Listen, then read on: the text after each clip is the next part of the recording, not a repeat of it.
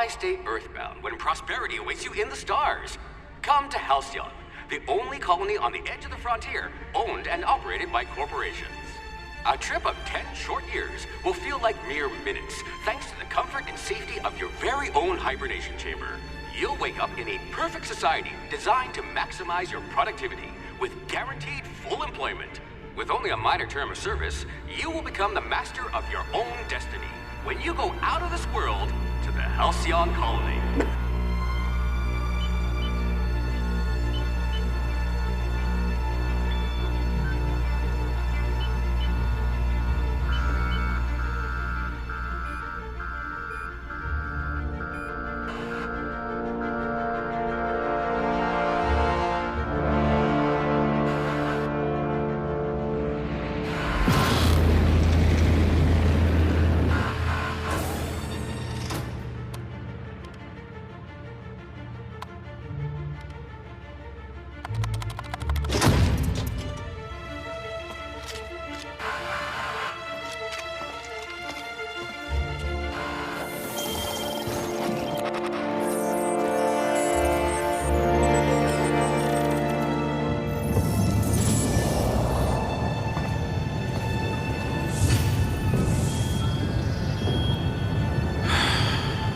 Hundreds of thousands of colonists will have to drift out here forever just to keep from damaging the board's bottom line. Disgraceful.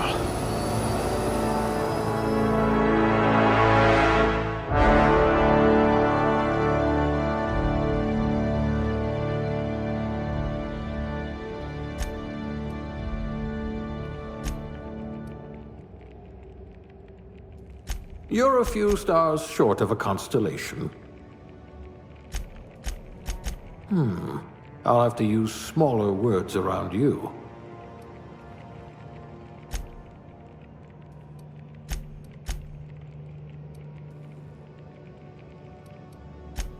That's all right, friend. I'll be the brains for both of us.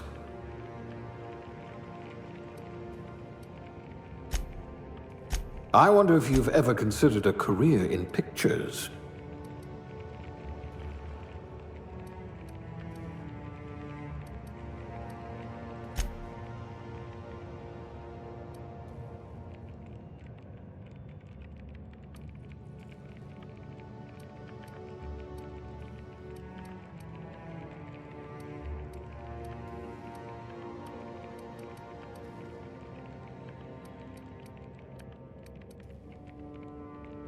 You had a hand in everyone's pocket.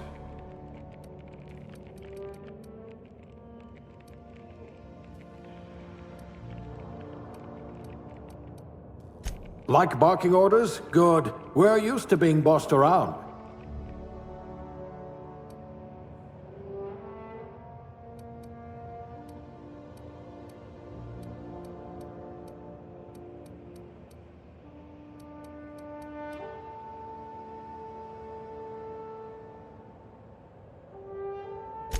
If this were an aetherwave drama, I'd say something about cleaning up the colony.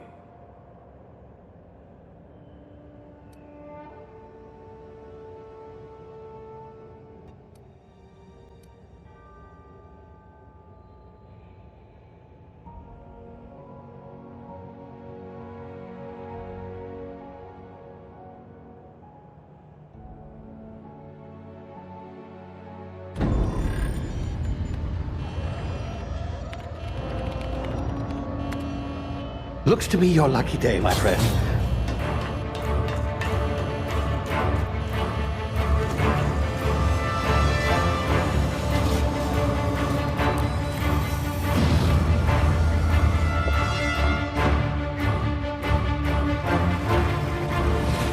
Please power down your engines and prepare to be... Not likely, bootlickers. Initiate skip jump.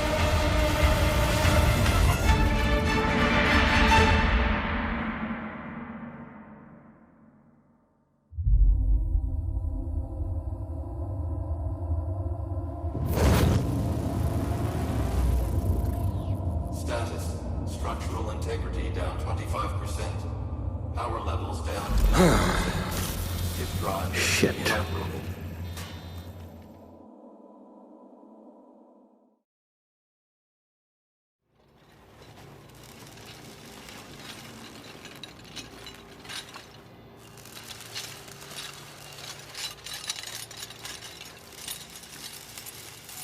Ah, there you are. Wondering what's going on, eh? Bit of bad news there, I'm afraid. Your colony ship was inexplicably knocked out of skip space and forced to complete its journey at sublight speeds. This means that you and every other colonist on the Hope have been in suspended animation for 70 years, give or take. Normally, reviving someone after so long leads to some quite horrifying results. It's called explosive cell death, but it's really more of a liquefaction. Something wrong? Oh, yes, well, not to worry. I've pumped your body full of a special concoction I devised to keep you from dying so horrifically. Hopefully at all, but I guess we'll see, yes? Unfortunately, I used the last of my chemical supplies saving you.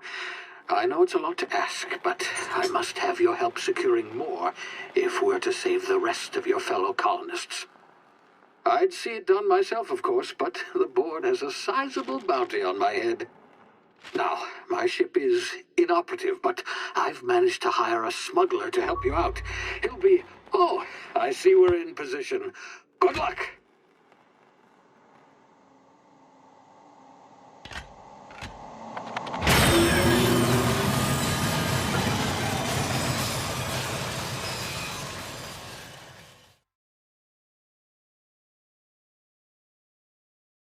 Can you hear me? Is this thing working?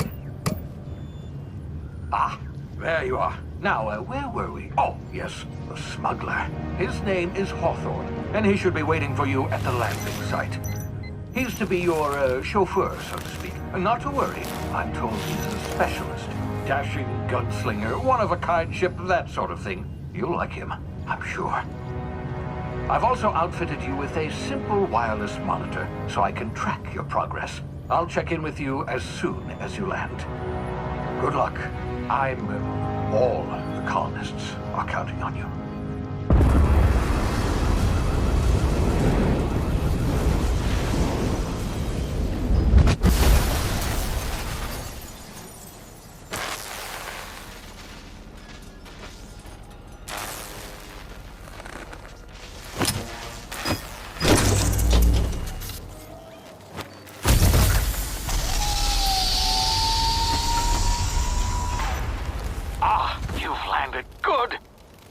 Hawthorne should be close by.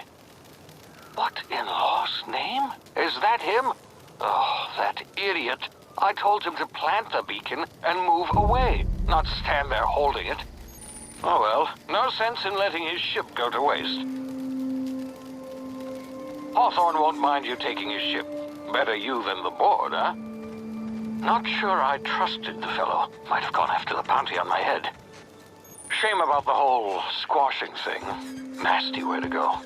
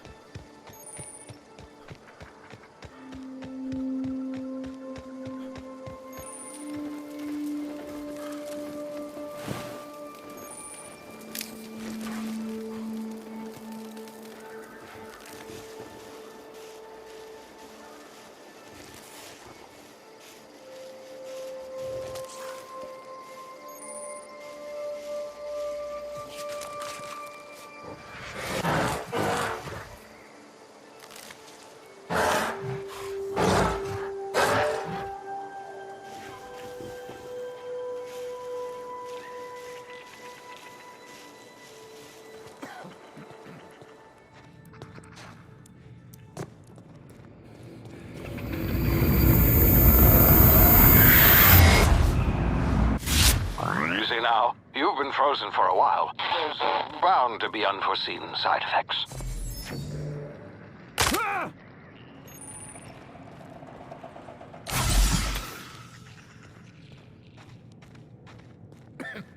Hey, you, come here. You've tried the best now. Now try the rest. Spacer's choice. Oh, law, that stings. Looks like the bleeding stopped. I owe you one. Hope you don't mind me omitting this little exchange from my report. Spacer's Choice doesn't like us accepting outside help. Better, thanks to you. I might have bled out on my own. Or worse, had to go begging the boss for some Adrena time. We were out on patrol. I saw a marauder camp up in the hills. Thought I could take him. Then my gun misfired. Right through my side. I mean, what are the odds of that, right? Just barely scraped by with my life. Crawled in here and blocked off the exit with those canisters. Investigating an illegally grounded ship. All spacecraft must arrive and depart from authorized landing pads. That's board law, that is. Some hull had grounded their spacecraft out in the open. That's a real good way to attract marauders. See those canisters by the entrance? Marauders come sniffing around in here, and I can take them all out with a single shot. Not bad, huh? Yeah, okay. You look like you know your way around a gun. Got some spare ammo, not counting the bullet in my side. Here, you can have my saber too, for patching me up and all. All Spacer's Choice weapons are now 30% less likely to malfunction. You've tried the best, now try the rest. Spacer's Choice. Yes, nailed it that time. The Hope? Is that some sort of fancy new drug? Are you with Auntie Cleo or something? Don't take this the wrong way or nothing, but I'm not allowed to fraternize with Cleo workers. Company policy. You hit your head or something? You're in Emerald Vale. We're a Spacer's Choice community. Edgewater's a little ways down. Prettiest place in the Vale. Be sure to stop by a provisioner's for a can of our famous salt tuna.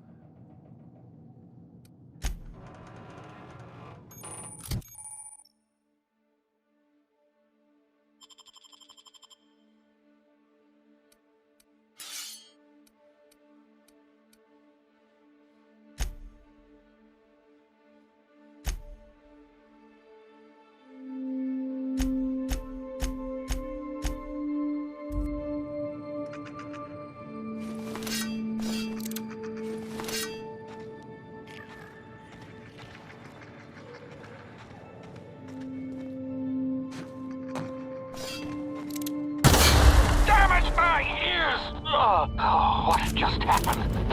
Can you hear me? What in the hell?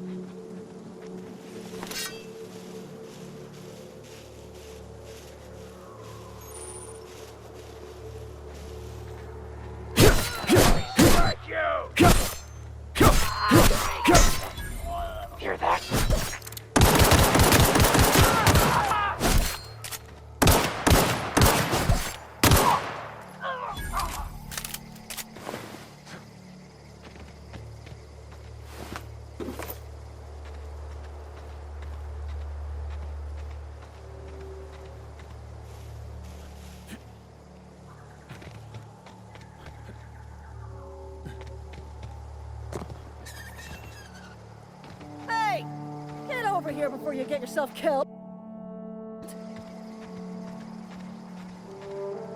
Talk to the lieutenant.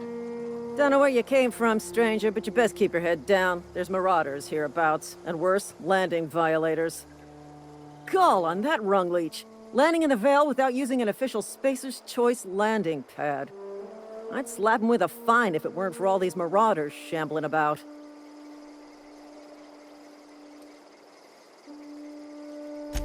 Really? How is he? Shouldn't have done that. Spacer's Choice family ain't authorized to receive medical aid from off-brand physicians. We'll see him back to Edgewater, just as soon as I cross these marauders off with the swift, cost-efficient fury that's made Spacer's Choice the most trusted brand in personal defense. I just, you know, need a couple of winks to catch my breath. Stretch my legs some.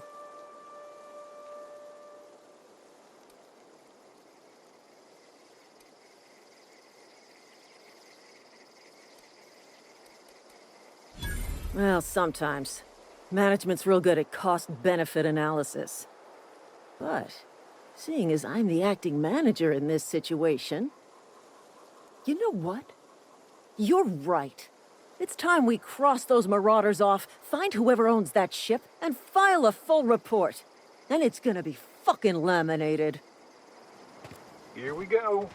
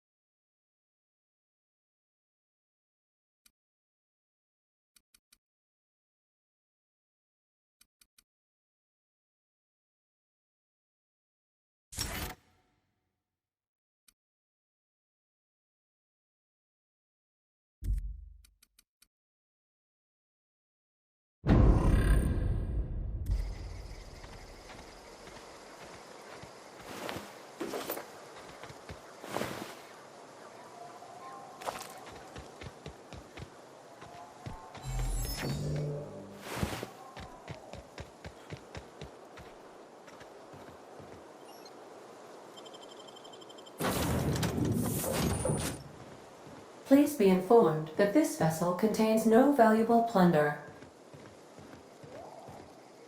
Hello, Marauder. I am Ada, the autonomous digital astrogator of this vessel. Please be informed that I am authorized to use violent retribution against unwanted solicitors. Please return any misappropriated equipment and exit this vessel in an orderly fashion. Failure to do so will result in your immediate destruction.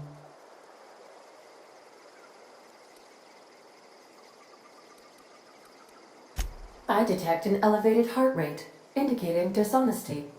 Please prepare yourself for lethal deterrence. Jettison procedures initiated.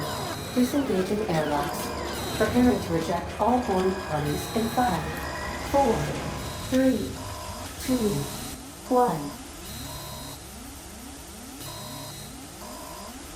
1. You are still here. My deception protocols have failed. I have been programmed to express disappointment I am incapable of accepting orders from anyone other than Captain Alex Hawthorne. I understand. I will require some time to process this information. Thank you for your patience and for your honesty. I am programmed to take orders exclusively from Captain Hawthorne. If I accept your orders, then you must be Captain Hawthorne. Do you understand? Excellent. Welcome back, Captain Hawthorne. Unfortunately, our engine is currently inoperable. Our main drive suffered a critical power failure, and we were forced to make an emergency landing. The main drive's power regulator has been irreparably damaged and must be replaced. Astutely observed. However, the probability of locating a power regulator within a worker settlement falls within acceptable parameters of certainty. High-capacity power regulators are sometimes employed in the electrical networks of worker settlements. I have taken the liberty of printing you a new Captain's Identity cartridge. Please try not to lose it this time. This cartridge identifies you, Alex Hawthorne, as the registered proprietor and captain of the Unreliable. Do you understand?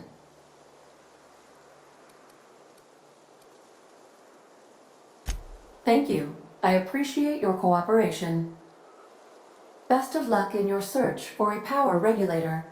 Try to stay alive this time.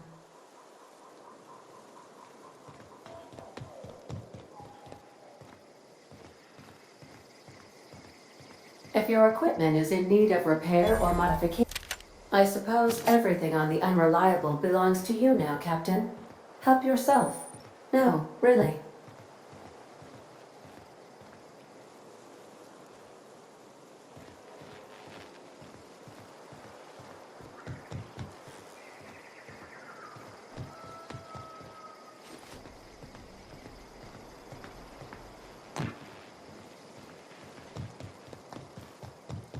Want to be a brand new you? Try out our respecification machine. Alex installed it himself, right before he died. The ship's engines cannot be powered until a replacement regulator has been properly installed.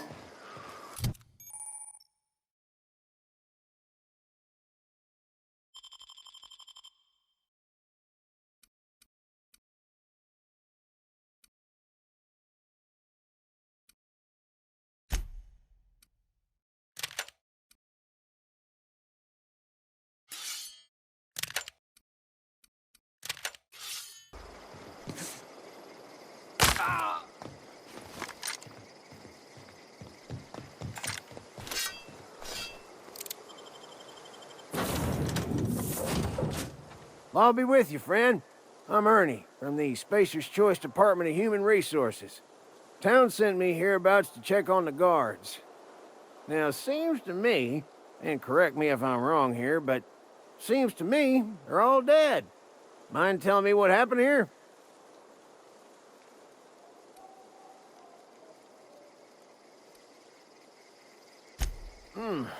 Altercation, you say?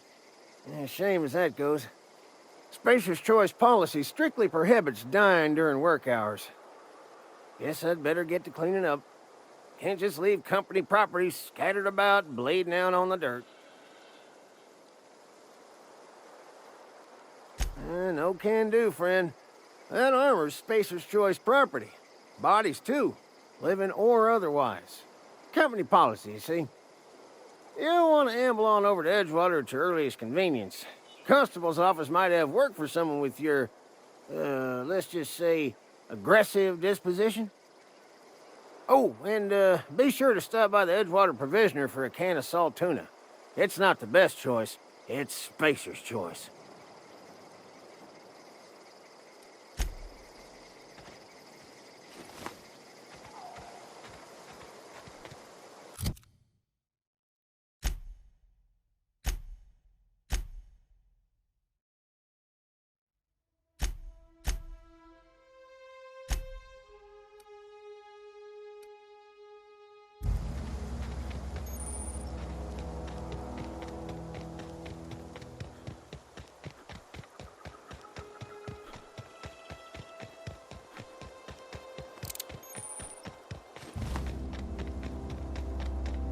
Huh? Attack! Attack!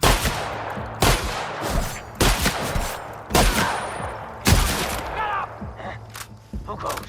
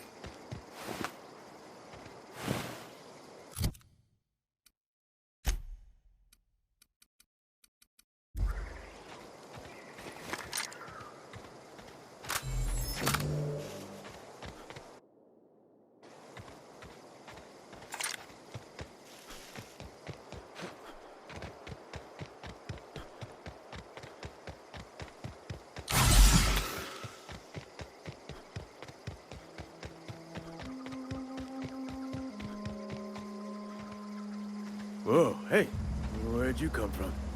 Running around in a marauder's attire. You're liable to give some people the wrong idea. It's in poor taste. Dressing up like a marauder's disrespectful to all the workers that got eaten by them. Ain't safe out here. You'd best head into town. Avail yourself of Edgewater's high walls. And low prices. Pleased to make your acquaintanceship. I'd shake your hand, but I've been hauling corpses. You don't want none of that on you. Name's Silas. Junior in humor for the town of Edgewater. We're all part of the Spacer's Choice family. Definitely not the junior in humor, that's for sure. If you've got business inquiries, you should stop by Reed Thompson's office. He's up in the tower above the cannery. Head into town, follow the road. Look, you obviously ain't a worker. What's your racket? You a smuggler? Freelancer?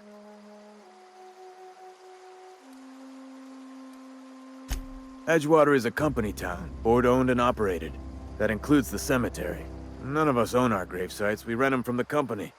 Renting means money. Money means paperwork. Paperwork means signatures. Some of our families become a mite delinquent in paying their dues, you see? 4 workers still haven't paid up. Phyllis, Conrad, Ludwig, and Martin Abernathy. He's a special case. You may want to twist his arm a little. He just is. Look, I don't want to get into it. Just make sure he pays up. Conrad's got a barbershop in town. Phyllis works at the cannery most hours. Abernathy... I ain't seen him in a few days. His domicile is near the cannery. You'll find him in town. All except Ludwig, that is. He's over by the landing pad.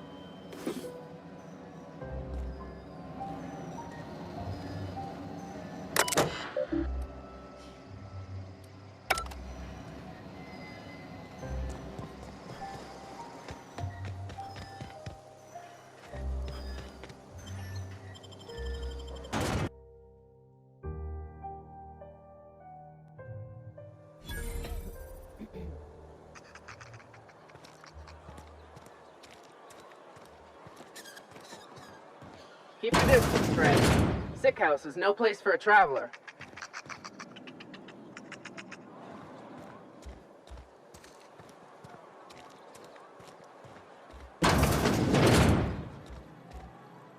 Please don't touch anything.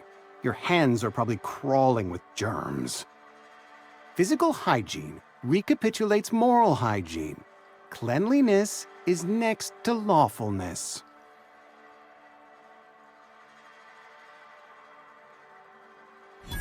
No, thank you. That's quite all right. I've seen enough body parts in my line of work. I'm Conrad. You will report to me if your hair fails to meet Spacer's Choice aesthetic standards. You will also report to me in the event of your death, whereupon I will clean and prepare your remains for interment.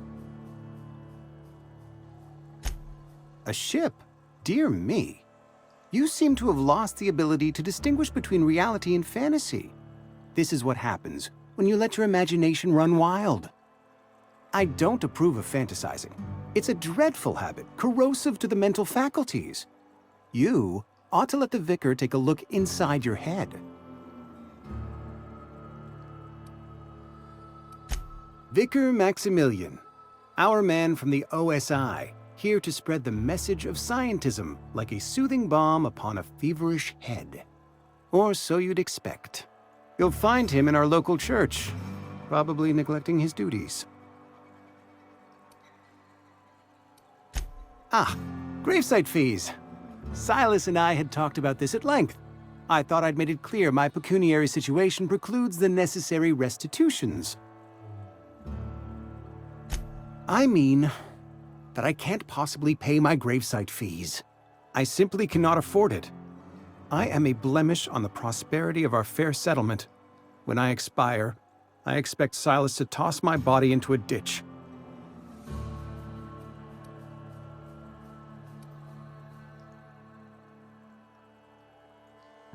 Thank you, no. I despise the cereals. Tell Silas I can't afford to pay, and that I fully expect to have my medical rights revoked for this dereliction. With my apologies.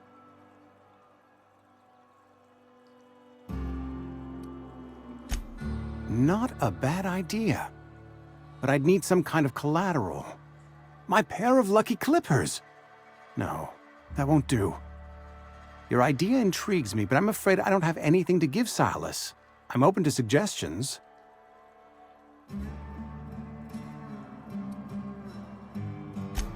Much obliged.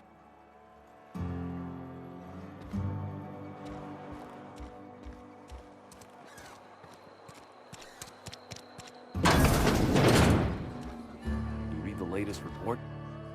I don't know you.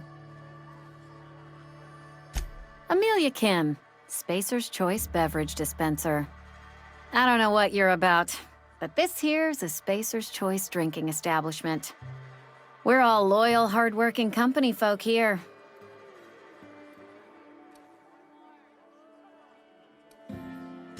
You really think so? That's kind of you. I've been trying to keep the floors clean. You got no idea how long it takes to scrub the tiles. Guess I misreckoned you. Sorry about that. I didn't mean to be curt. We just got some problems lately. I can get you a drink if you'd like. Gotta ask you to enjoy your beverage within the premises, though. Can't risk you bringing a drink over to those deserters. You understand. Coming right up.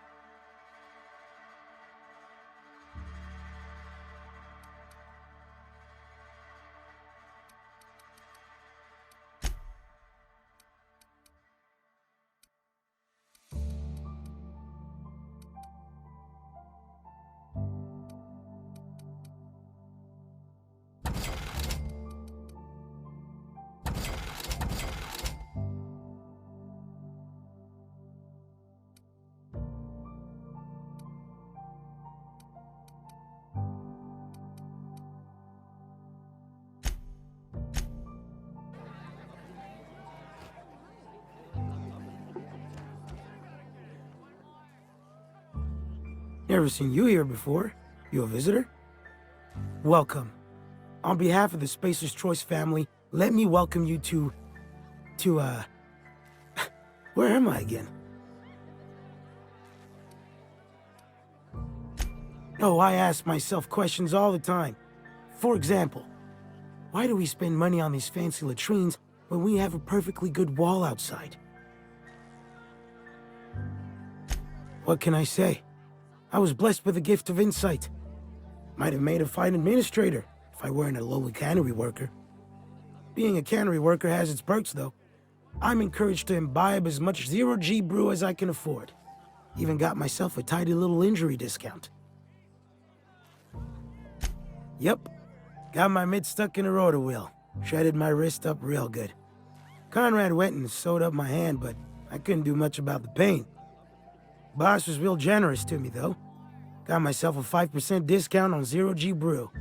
After the second bottle, the only pain I feel is emotional. Oh, you can say that again. The Spacer's Choice family is the only family I'll ever need.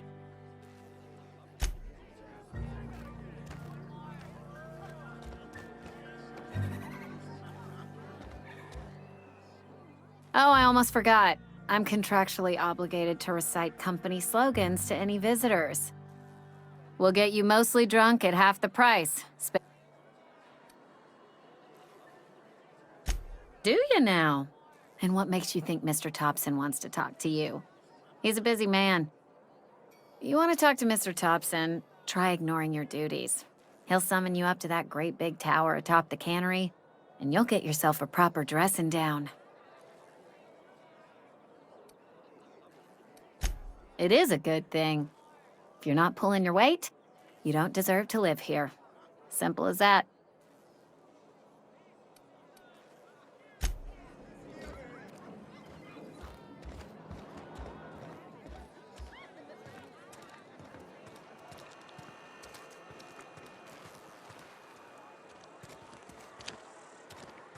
Almost lost a finger in the cannery today. We should keep our voices down.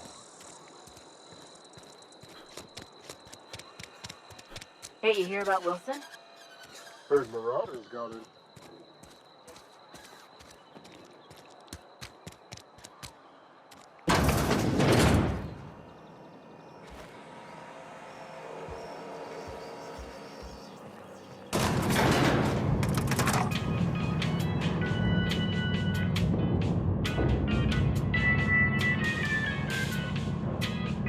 Miss Holcomb, I need you to explain this with us. The grease monkey. Seems we've got a guest. Really now, Parvati, I do wish you'd spoken up. I do apologize. I was given no forewarning of your arrival, or I might have welcomed you at the gates myself. I'm Reed Thompson, Outpost Administrator. I cannot help but notice you are not in uniform. Of course not. I don't have that kind of luck. Seems I allowed my excitement to run away with my wits. Been a few seasons since we've had a visitor pass through. Only regulator we got is hooked up to the town transformer. Mr. Thompson ain't liable to be keen on dismantling it. I beg your pardon. I am most emphatically not keen on any such thing. I can't let you have our power regulator. But I happen to know of another one. And I happen to know exactly how you may retrieve it without frying yourself in the process. My proposition benefits the both of us. Please, hear me out. There's a power regulator in the old botanical lab. It's mostly abandoned, so all that power is being squandered.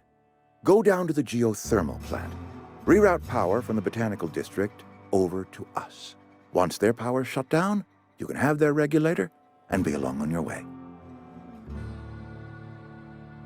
I was not entirely sure how to tell you this. The botanical labs are not legally inhabited, but there are people who live there. I am not trying to pull one over on you, friend. You were bound to run into them sooner or later. The people living in the botanical labs, they're deserters. Former workers. I need them back at their posts. I need them to come home.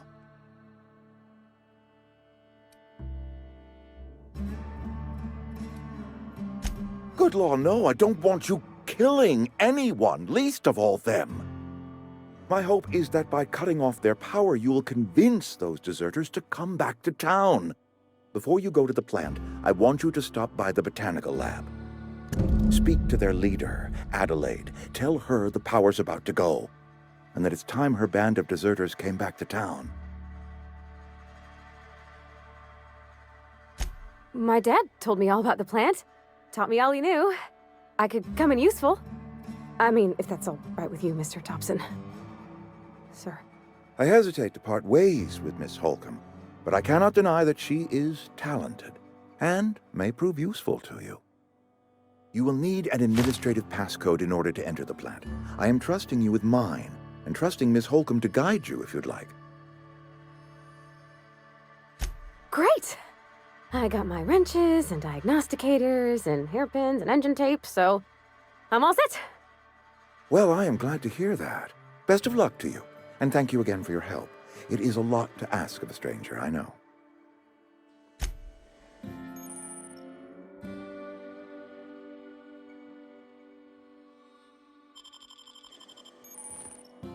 We better clear out of Mr. Thompson's office before we talk.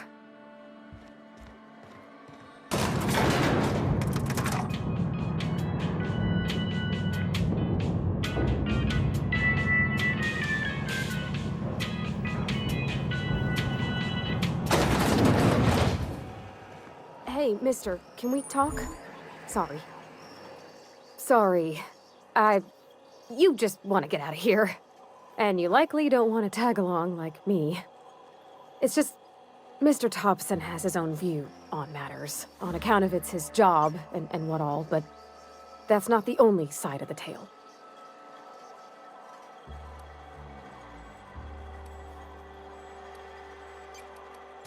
To Mr. Thompson, a person's a gear. It does its job quiet-like. If it squeaks or stutters, it gets replaced. The deserters are decent folk. I knew some of them before they left.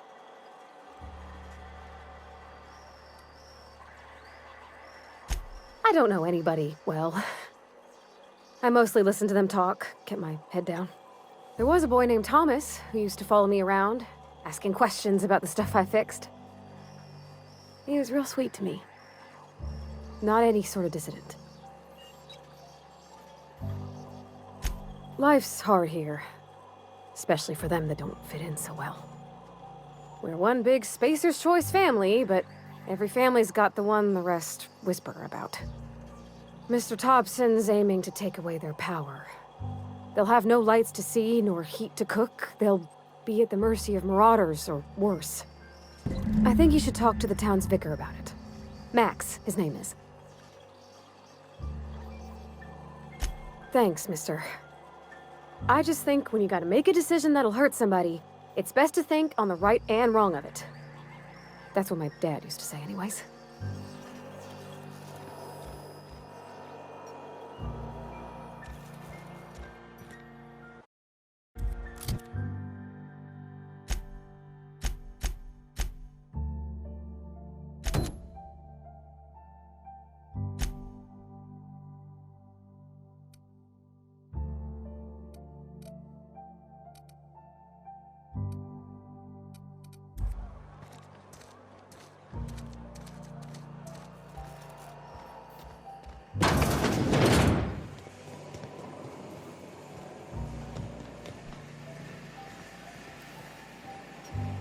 You the new worker? Whatever. Make it quick, Tenderfoot. I'm busy. Shit. Silas still on about that. Here, take the fees. I'd appreciate it if you didn't tell Reed I was late on my payment. Because they're not my fees, and not my gravesite. Guy I worked with shot himself. I paid the bill. If you're not familiar with board law, you ought to be. Law requires delinquent gravesite fees to be paid by the deceased party's closest living relative, which meant me. Shame, though. Eugene was a good worker. Woke up one morning and put a round through his upper story. Can't imagine why. The kid was doing all right at his desk. We all thought he was an upstanding receptionist. Just between the two of us, I'm pretty shocked his weapon didn't misfire. Spacer's Choice handguns aren't the most reliable. Not half as awful as the bill Eugene left us with. Suicide's a crime. The legal term is irreparable damage to company property. What Eugene did to himself was vandalism. When one of your workers commits a crime, the entire town pays for it. In other words, Edgewater would have been penalized pretty hard. Whatever Eugene was worth as an asset, we would have had to pay out of pocket to Spacer's Choice. Well, excuse you. I'll have you know, Eugene was an asset to us all. May his atoms be commended to the law. All I know is Silas asked me for Eugene's gravesite fees, which means he was approved for burial, which means his papers went through, which means the town's in the clear. I'm just glad to put this whole ugly affair behind me. Eugene can rest his bones in peace, and the rest of us can get on with our own lives.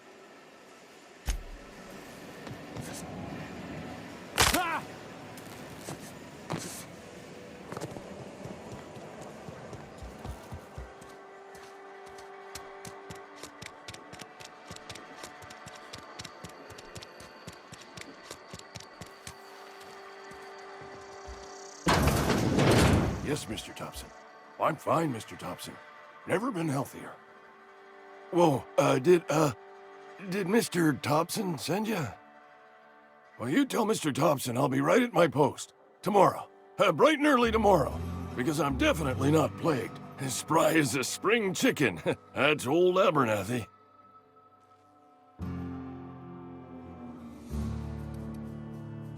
You some sort of wandering alienist? Walking into a man's own domicile, pestering him about his mental state?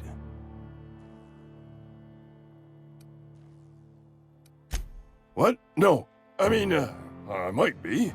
That depends on who's asking.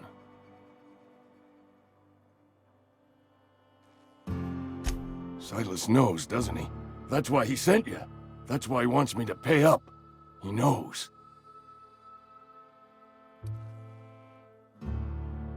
Sounds like he's already told you. You may as well hear it from me. I'm dying. I'm not long for this world. The date of my expiration is fast approaching, and soon I shall be ushered through the great cannery in the skies. Don't say that, Mr. Abernathy. You still got a couple decades in you. I'd steer clear, Ms. Holcomb. My affliction's bound to be contagious. It's plague. Has to be. Silas knows. He knows I got one foot in my grave, and now he wants to charge me for the other one. I am? Law, help me. Paranoia is one of the plague's known symptoms. I'll pay your fees. I don't want any trouble from Silas. But if you could see a way to freelancing for me, I could really use the help.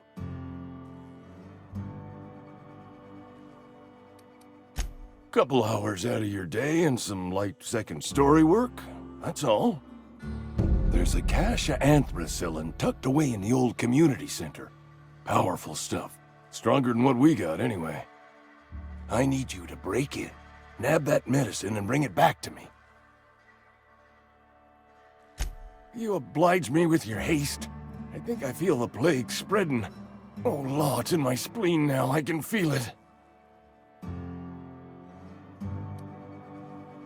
I know that, but I got nobody else to turn to. Reed would have wrote me up.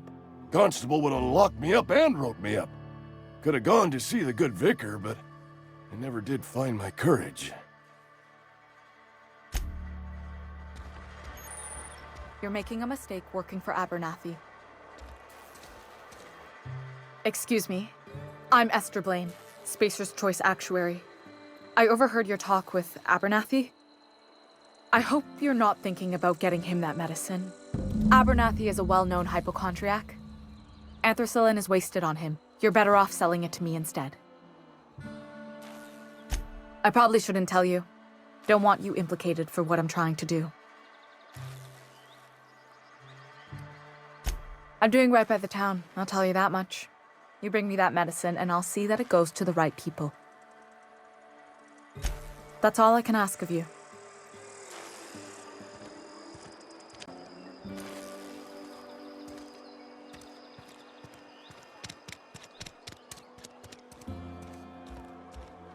Oh, I cut my own hair. But Conrad sells real good disinfectant. What can I do for you?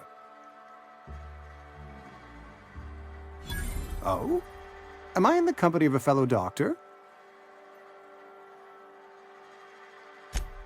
I am a Spacer's Choice certified surgeon, and if you must know, I can stitch a severed thumb with a 58% chance of avoiding gangrene.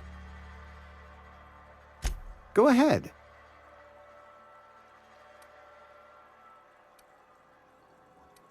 The plague's come at us with a vengeance this year. Lost 6 workers in as many months. I wouldn't call them good workers, mind you. If they were any good, they'd have been treated. Still, it is a shame. Fever, chills, fatigue, aching, vomiting, an excess of phlegm, a tendency towards belly aching. Whatever it may be, I have developed my own palliative. Boiled canid liver and a splash of ethanol. Company policy, friend. We don't have enough medicine to treat all of us, so we treat the best among us. Nature is monstrous, friend, and this plague is natural selection at work. Edgewater has been good to me. I consider myself privileged to work here. I am never wanting for work, not since the plague started. As the good vicar says, work fortifies the spirit of a man. If you want to feel exhausted, try not having any work.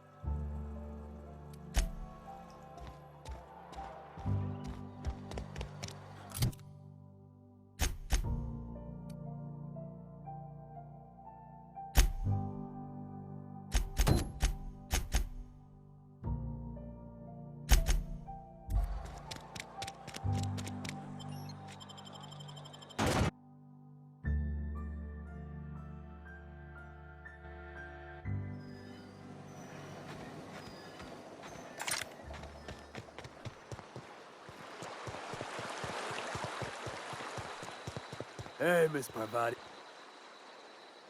Lovely to see you about, Miss Parvati. Things going all right, Silas? Been keeping him careful and true, miss. Best to ask her yourself. My dad's buried here. Silas watches over him when I can't leave the house. Oh. Well, thanks. Something I can do for you?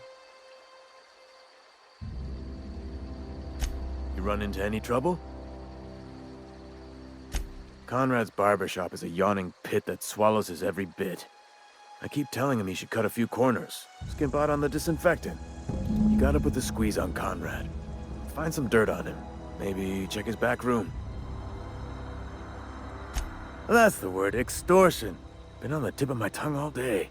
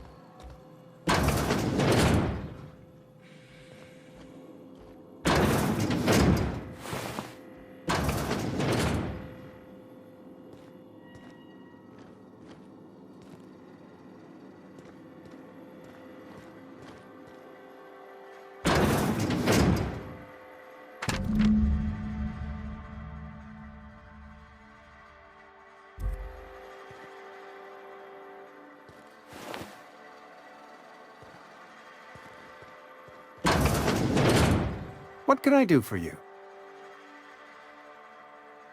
You know about Eugene? How? Then, you know Phyllis suggested selling off Eugene's gold teeth. I didn't approve of the idea then, and I don't approve of it now. Eugene's golden teeth were a family heirloom, representing 3 generations of poor dental hygiene. He took them to his grave. More than a few. Those teeth were his personal savings. I can't ask Silas to dig up a man's body and pry a few teeth loose from his jaw just to pay my bills. Can I? Are you asking rhetorically? Because if you're being serious... Ugh, gross.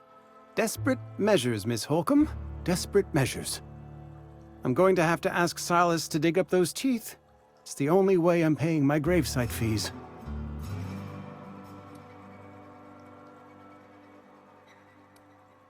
Here you are. Gravesite papers affixed with my signature and an IOU. Eugene was not a suicide. He put a bullet in his brain, yes, but that's largely a technicality.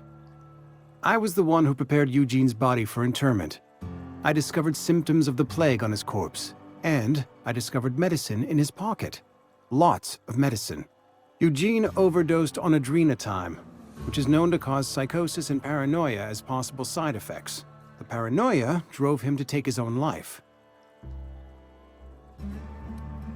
We can all thank our lucky stars that young Eugene was hopped up on medication and suffered its predictable side effect. I included it all in my official report. I'd like to think I saved Edgewater a great deal of money. We never could have paid the fines associated with a suicide.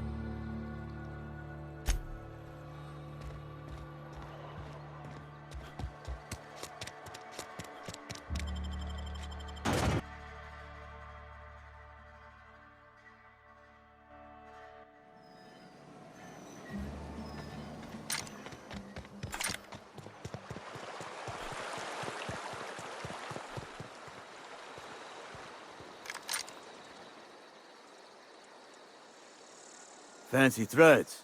That some kind of hibernation suit? Yeah? What about him?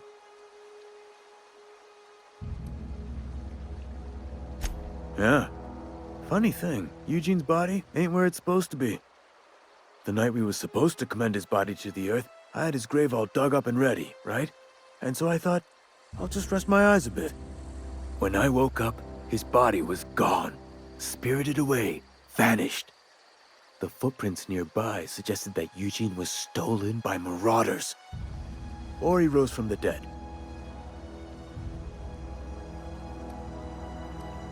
Let me know if you find anything.